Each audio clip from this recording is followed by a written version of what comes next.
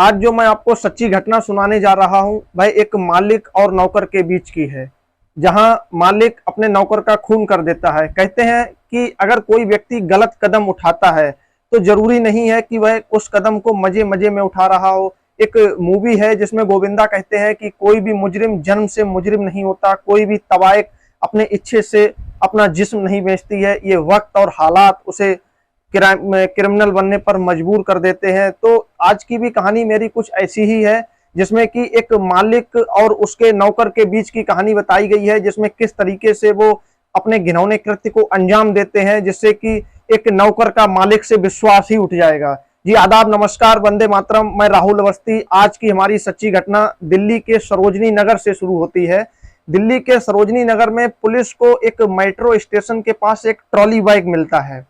उस trolley bag को जब कोई ले जा नहीं रहा होता है, यानी कि बिल्कुल रखा होता है, ना कोई उसको छूता है ना कुछ, तो पुलिस को उस पर शक होता है, क्योंकि मेट्रो स्टेशन पर अक्सर पुलिस बनी रहती है। तो पुलिस जब उस सब की शिनाख्त करती है, जब उसको देखती है, तो उस ट्रॉली बैग में एक लाश निकलती है। जब पुलिस उस लाश की शिनाख्त करती है, देखती है, तो कुछ पहचान में नहीं आ रहा होता है कि वह किस शख्स की लाश है, किसकी है, क्योंकि पुलिस के पास ना तो कोई कंप्लेंट थी, ना कोई न्यूज में अभी तक दिख रहा था किस शख्स की लाश है। पुलिस काफी जद्दोजहद के बाद उसकी पहचान करती है, तो पता चलता है वह लाश एक व्यक्ति की है जिसका नाम शमशेर खान है, जिसकी उम्र तकरीबन 22 वर्ष रही होगी। वह कोडरमा झारखंड का रहने वाला था। पुलिस जब इस मामले की गुत्थी को सुलझाती है तो कई दिल दहलाने वाली कहानी इसमें निकल कर आती है। पता चलता है कि यह जो व्यक्ति शमशेर खान है, वह दिल्ली के सरोजनी नगर एक स्थान है, वहां एक दुकानदार है जिसकी साड़ी और कपड़ों की दुकान है, उसकी दुकान पर काम करता था, जिसके मालिक का नाम प्रेमवीर था, जिसको प्रेमी प्रेमी कहते थे। और एक कहानी और इसमें दूसरी निकल के आती है। जब पुलिस उसके मोबाइल फुटेज चेक करती है, उसकी वीडियो निकालती है, तो उसमें पता चलता है कि जो नौकर था जिसकी मृत्यु हो गई थी और उसके मालिक के साथ अवैध संबंध थे, यानी दोनों आदमी आदमी थे और दोनों आपस में गलत काम करते थे। यह भी गुत्थी सामने निकल कर आती है। तो पुलिस जब उसके पास पहुंचती है, छापेमारी करती है, तो उस मालिक को पकड़ लेती है और उससे गुनाह कबूल करवाती है।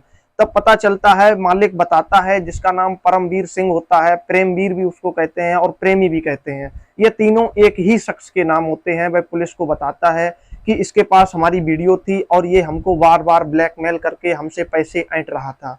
जो मृतक हो गया था उसके पास अपने मालिक की एक उसने वीडियो बना ली थी आपत्तिजनक तरीके से, और वह मालिक को ब्लैकमेल करता था कि वह उसकी वीडियो को सोशल मीडिया पर वायरल कर देगा तो उसकी बहुत बेइज्जती होगी।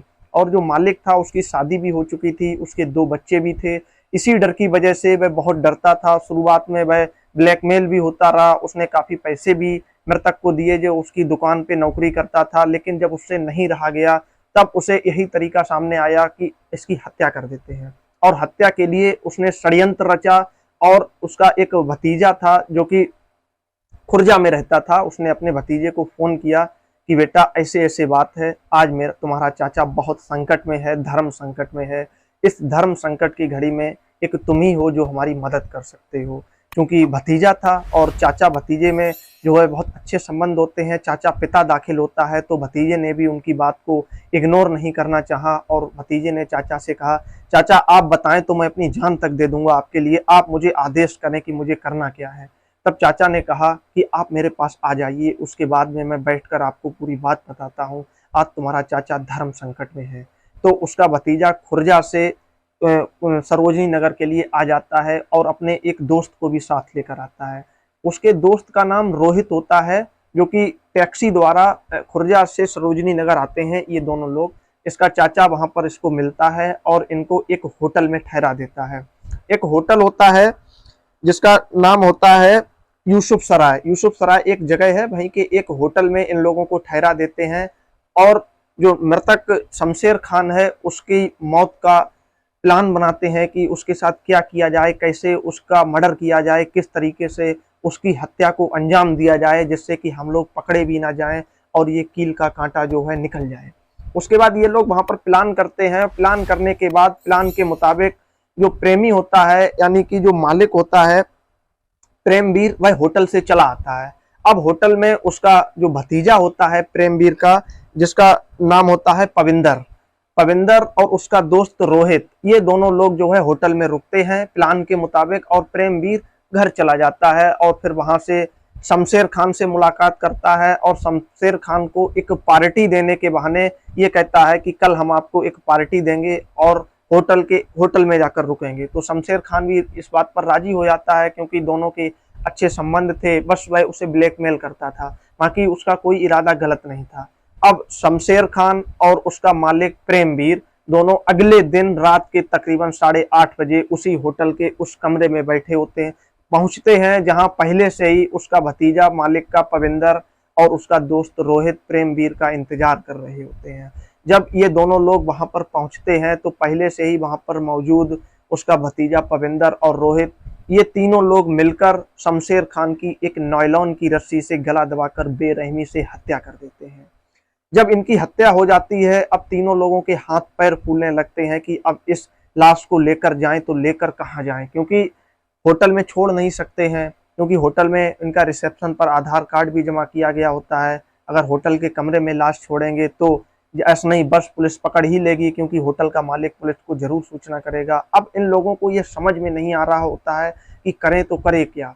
तभी जो प्रेमवीर होता है वह इनको एक आइडिया देता है और वह जाता है, एक ट्रॉली बैग लेकर आता है, बड़ा सा ट्रॉली बैग लेकर आता है और शमशेर खान को उसी ट्रॉली बैग में बंद कर देता है। बड़ा ट्रॉली बैग होता है तो उसको फोल्ड करके, क्योंकि मर चुका होता है तो जैसे चाहे वैसे दबा दो, ट्रॉली बैग में रख लेता है उनको और वहां से निकल आता है और एक टैक्सी करता है और टैक्सी में ये तीनों लोग बैठकर सरोजनी नगर मेट्रो स्टेशन पहुंचते हैं।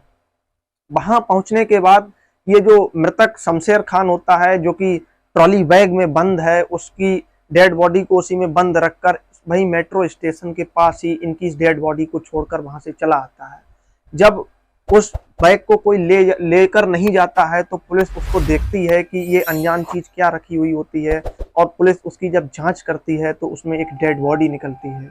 उसके बाद में पता चलता है, जब पुलिस जांच करती है तो पता चलता है कि इसके मालिक ने ही इनकी हत्या की है और इसमें इन लोगों के समलैंगिक संबंध थे, इसीलिए उस मालिक ने मजबूर होकर अपने आप को बचाने के लिए शमशेर खान की हत्या करती है। ये तीनों लोग उसके डेड बॉडी को वहां छोड़कर अपने साथ उसी मृतक शमशेर खान का मोबाइल और उसका पर्स और भी अन्य सामान लेकर तीनों लोग खुर्जा वापस चले जाते हैं। और पुलिस जब इनकी मामले की जांच करती है तो पुलिस के अधिकारियों को पता चलता है कि ये तीनों आरोपी इस समय खुर्जा में हैं, तो पुलिस खुर्जा में दबिश डालती है और इनको गिरफ्तार कर लेती है। गिरफ्तारी करने के बाद ये दोनों लोग अपना जुर्म कबूल करते हैं और बताते हैं कि हाँ, इन्होंने ही उस मृतक का खून किया है, बेरहमी से उसकी हत्या की है। जैसे बहुत मुश्किल से बताते हैं उसके प्राण निकले हैं, भाई इनके पैरों में लेटकर गिड़गिड़ाता रहा, रोता रहा कि भाई इनकी वीडियो को डिलीट कर देगा, इनको छोड़ देगा, लेकिन ये लोग बेरहमी से उसका कत्ल कर देते हैं। ये लोग अपने बयानों में ये भी बताते हैं कि भाई इनका कत्ल पहले ही करने वाले थे। वह लोग बताते हैं, जो इनके मित्र होते हैं, पविंदर जो इसका मालिक का भतीजा होता है और उसका दोस्त रोहित होता है, ये लोग पुलिस को बताते हैं कि यह शमशेर खान का पहले ही मर्डर करने वाले थे। लेकिन उस दिन, जिस दिन ये मर्डर करने वाले थे, उस दिन दिल्ली में पुलिस का पहरा ज्यादा सख्त था, इसलिए वह उसका मर्डर नहीं कर पाए और इन्होंने अब इस मर्डर को अंजाम दिया है। फिलहाल ये तीनों पुलिस की गिरफ्त में हैं और पुलिस ने इनको जेल भेज दिया है। अब कोर्ट इनका जो भी निर्णय करेगा, इनको जो भी सजा देगा, वह इनको सख्त से सख्त सजा दी जाएगी। भतीजा जो पविंदर है वह ITI कर चुका है और इस समय ग्रेजुएशन कर रहा है, और जो रोहित होता है, जो भतीजे का दोस्त होता है, वह पेशे से एक पेंटर होता है। अब आप समझ लीजिए, एक अच्छी खासी जिंदगी चल रही थी। अगर ये लोग जाकर पुलिस में कंप्लेंट करते कि अगर हमें कोई ब्लैकमेल कर रहा है, मैं आप लोगों की जानकारी के लिए भी बता दूं, अगर आप एक लड़की हैं तो मैं आपके लिए खासकर बताना चाहूंगा, अगर कोई भी लड़का या कोई भी व्यक्ति आपको ब्लैकमेल कर रहा है तो सीधा आप पुलिस को जाकर इसकी सूचना दीजिए, उसके ऊपर कड़ी से कड़ी कार्रवाई की जाएगी। नहीं तो जो आज आपको ब्लैकमेल कर रहा है वो कल भी आपको ब्लैकमेल ही करेगा, जब तक कि उसको सही सजा नहीं दिलाई जाएगी। हमारी आज की वीडियो आपको कैसी लगी ये कमेंट बॉक्स में जरूर बताइएगा। हमारा इस वीडियो को सुनाने का मतलब किसी के दिल को ठेस पहुंचाना नहीं था, बस आपको जागरूक करना था कि अगर कोई भी व्यक्ति आपको ब्लैकमेल कर रहा है तो इसका अंजाम ये नहीं होता है कि हमें उसका खून कर देना चाहिए। हमें पुलिस को जाकर उसकी सूचना करनी चाहिए और कोर्ट ही इसका न्याय करेगा। हो सकता है पुलिस के वैसे वह आपको ब्लैकमेल करना बंद कर दे, नहीं तो कोर्ट के दरवाजे तो हमेशा के लिए खुले ही होते हैं। तो आपको अगर हमारी वीडियो अच्छी लगी है तो हमारे चैनल को सब्सक्राइब जरूर कर लीजिए। हम आए दिन आपके लिए ऐसी ही सच्ची घटना लेकर आपको जागरूक करते रहेंगे। बहुत बहुत धन्यवाद।